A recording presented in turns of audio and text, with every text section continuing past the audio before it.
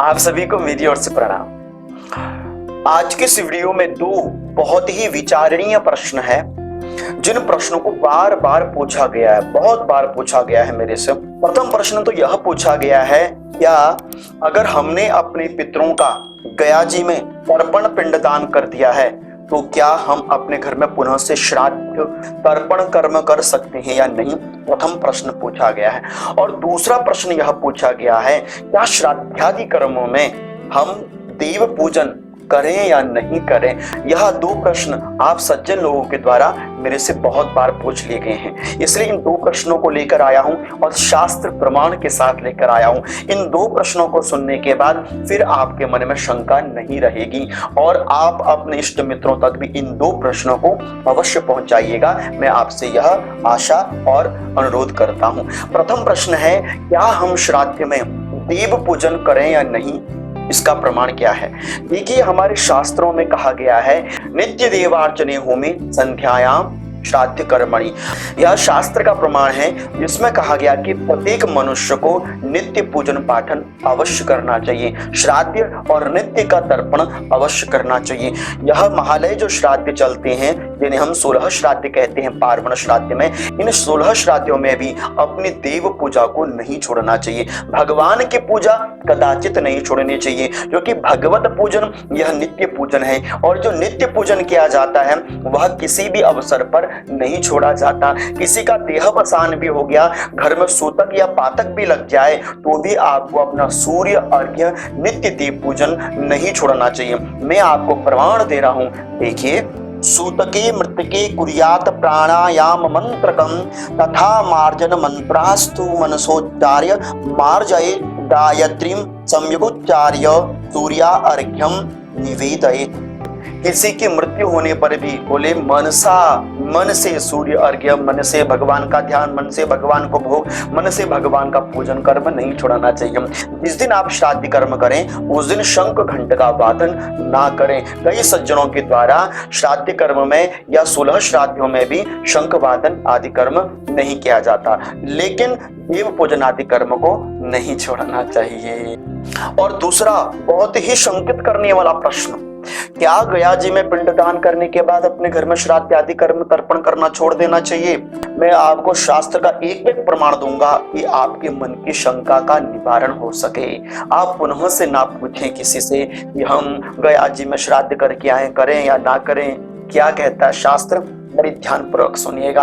गया श्राद्ध से जुड़े हुए 3 तर्कों में मैं आपसे वार्तालाप करूंगा। प्रथम तर्क में कहा जाता है कि गया की भूमि में चले गए हो ना, अब आपके पितरों का तारण हो गया है, अब आप अपने घर में श्राद्ध आदि कर्म नहीं करेंगे। मैं आपको शास्त्र प्रमाण के साथ ऐसा कह रहा हूं कि हमारे शास्त्र के किसी भी एक पेज में आप दिखा दीजिए जहां ऐसा कहा गया हो कि आपने गया श्राद्ध कर लिया है, अब आप अपने घर में श्राद्ध नहीं कर सकते हो। कदाचित यह जो भ्रामक प्रचार फैलाया जाता है यह गलत है और मैं आपको खोखली बातों से नहीं, शास्त्र के प्रमाण से अवगत कराऊंगा कि गया श्राद्ध होने के बाद भी आप अपने घर में नित्य श्राद्ध कर सकते हैं। देवी पुराण के अंदर तो कहा गया है कि जीवितो वाक्य करणात् क्षयाये भूरि भोजनात् गयायाम पिंडदानं च त्रिभिः पुत्रस्य पुत्रता। पुत्र वह है जो जीते जी माँ बाप की सेवा, उनके मरने के बाद भोजन अन्नदान। एक बार गयायाम ने बहुवचन है, बोले गया जी में जाकर पिंडदान।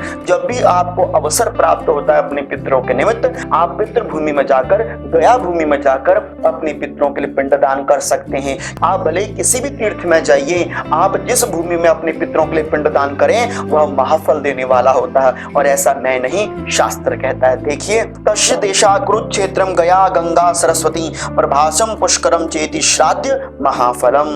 यह श्लोक निर्णय सिंधु के अंतर्गत है जिसमें कहा गया है कुरुक्षेत्र, पुष्कर, प्रयागराज और आपका हरिद्वार गंगा तट और सरस्वती तट, आपको जहां पर भी पुण्य भूमि में जाने का शुभ अवसर प्राप्त होता है आप वहां जाकर तर्पण पिंडदान अवश्य कीजिए। गया भगवान के चरण है, हरिद्वार भगवान की नाभि है और सिर क्या है, बोले ब्रह्म कपाल कहाँ पर, बद्री विशाल भगवान में। इन तीनों पुण्य क्षेत्र में जाकर आपको तर्पण पिंडदान आदि करना चाहिए। किंतु आपको जो यह कहा जाता है कि अब आपको घर में करने की आवश्यकता नहीं है, वह गलत है। मैं प्रमाण के रूप में आपको देना चाहता हूँ, भगवान रामचंद्र जी पुष्कर में श्राद्ध किया, गया जी की भूमि में श्राद्ध किया। जिस पावन पवित्र भूमि से भगवान रामचंद्र जी गए थे, वहां से भगवान रामचंद्र जी ने अपने पितरों के निमित्त तर्पण किया। इसलिए प्रथम तो यह है। और दूसरा प्रमाण मैं आपको हरिवंश पुराण का दे रहा हूं, ध्यान पूर्वक सुनिए।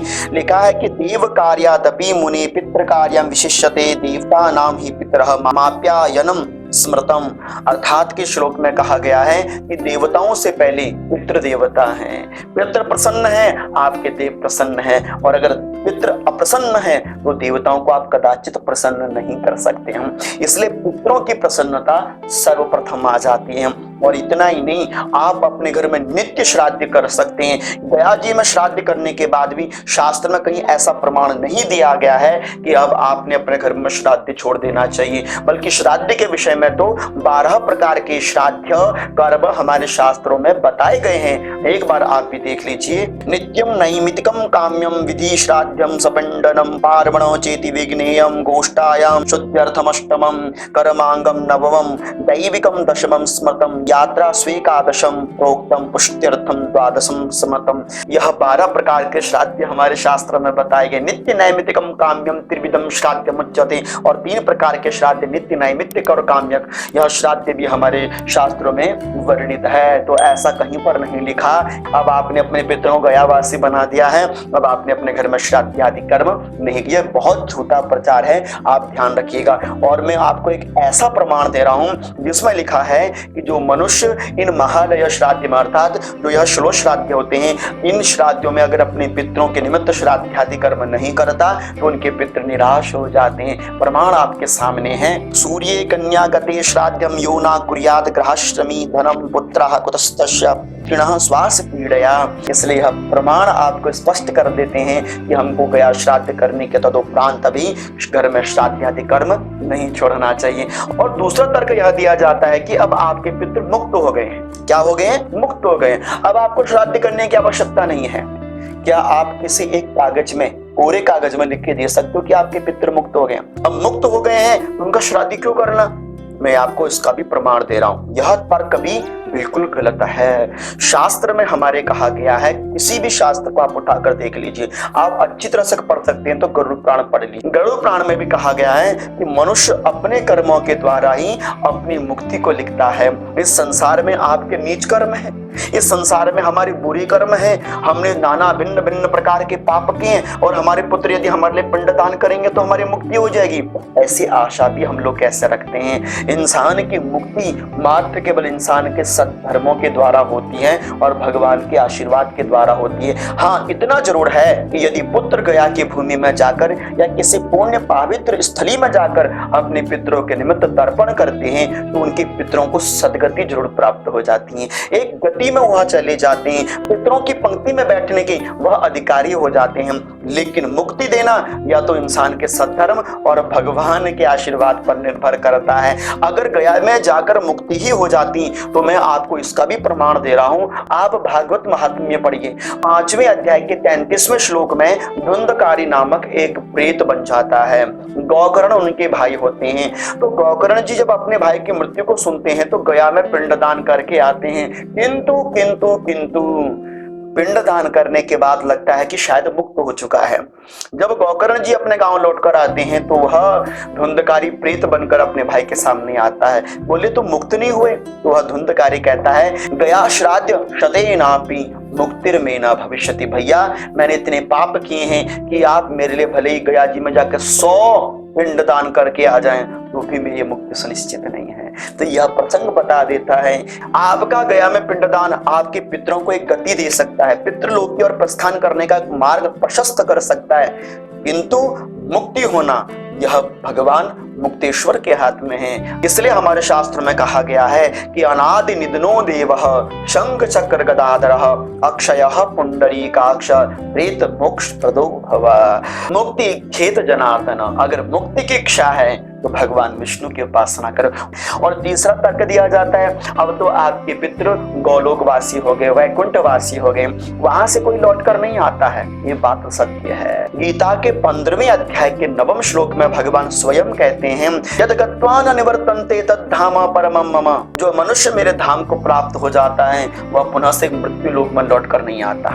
लेकिन आप यह जो कहते हैं यदि हमारे पितृ भगवत समाहित हो गए हैं तो भी हमको अपने पितरों का श्राद्ध नहीं छोड़ना चाहिए, उनका तर्पण नहीं छोड़ना चाहिए। अगर आप जानकारी चाहते हैं तो आप गीता के 10वें अध्याय के 29वें श्लोक को पढ़िए।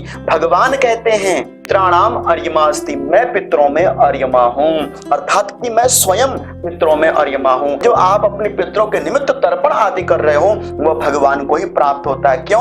क्योंकि गीता में भगवान यही कह रहे हैं कि पितराणाम अर्यमा अस्ति, मैं पितरों में अर्यमा हूँ। आप जो दे रहे हो वह मुझे ही प्राप्त हो रहा है। ये विचार मत करो कि पितृ कैसे खाएंगे, अब वो तो भगवत स्वरूप हो गए। नहीं, भगवान स्वयं आपके पितरों का रूप लेकर आपके उस अन्न जल को ग्रहण करते हैं। गीता जी कहती हैं, मंत्रास तदन्नम पान पितृन् प्रापयन्ति पितरादीनाम देव रूपत्वे तदन्नम अमृतम रूपम भूत्वा।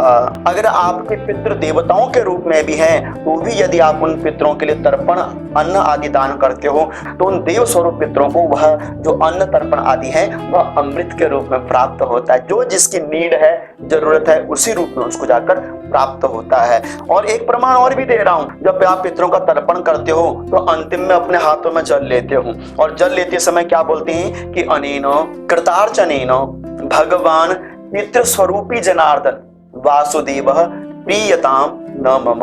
आपने जो तर्पण जलदान किया है वह पितृ स्वरूपी भगवान जनार्दन को प्रदान किया है। आपने पितरों को नहीं, पितृ स्वरूपी जनार्दन भगवान को प्रदान किया है। आपके मन में यह शंका रहनी ही नहीं चाहिए कि मेरे पितर अब देव स्वरूप हो गए हैं, अब मुझे उनको बुलाने की आवश्यकता नहीं। आप पितरों को नहीं, पितृ स्वरूप में अपने भगवान को ही अपने घर में आमंत्रित करते हैं। विश्वास मेरे ऊपर नहीं, शास्त्र के प्रमाण के ऊपर करो। जो आपसे कहता है कि आप अपने पितरों के लिए अब श्राद्ध मत कीजिए, आप याद रखिएगा आप अपनी श्रद्धा पर ठोकर मार रहे हैं। श्रद्धा दीयते तत् श्राद्ध कीर्तितम, आप अपनी श्रद्धा पर ठोकर मार रहे हो, क्योंकि श्राद्ध को ही श्रद्धा कहते हैं। अतः पितरों का विसर्जन गया जी में करने के बाद आप यह सोचो कि मैं मुक्त हो गया हूं, तो हम जैसा मूर्ख पुत्र और दूसरा कोई नहीं हो सकता। और मैं आपसे यह रिक्वेस्ट करना चाहता हूं कि गया श्राद्ध करने के तदुपरांत भी आप अपने घर में अपने पितरों का श्राद्ध मत छोड़िएगा।